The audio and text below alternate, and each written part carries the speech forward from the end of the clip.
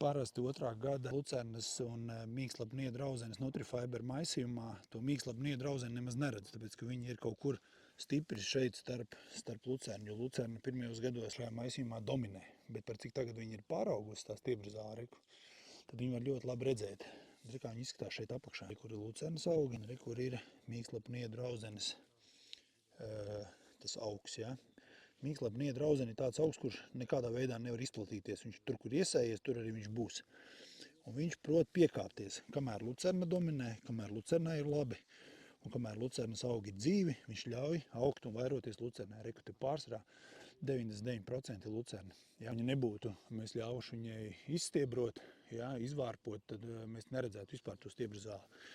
Bet tad, kad lucernas augi iet bojā, un viņi iet bojā ar katru pļaujumu, katrā pļaujumā lucernas augu skaits samazinās, un ja ir nelabvēlīgi rudeņi vai ziemas vai pavasari bijuši, vai esam kaut kādā veidā to lucernu nelabvēlīgi ietekmējuši, pļaujot vai noblīvējot ar traktorritiņiem, tad tas, kas paliek uz lauka, tā ir mīkslapnieda rauzene šī te. Un tad vienā brīdī izskatās tā, ka tā mīkslapnieda rauzene sāk dominēt, kāpt virsū uz galvas lucernai, bet tā nav taisnība.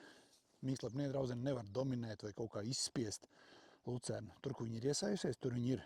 Vienīgais, kas notiek, tur, kur lucerna izmirst, tur, kur parādās brīva vieta, tur mīkslapnieda rauzenes, tas viens augs kļūst ļoti kupls un ļoti ražīgs, un tad viņš aizņem tās tukšās vietas, ja tā var teikt, un kompensē to ražas zudumu, kuru vairs nespēja dot iznīkusī lucerna. Tā kā tā, šeit ļoti labs maisījums.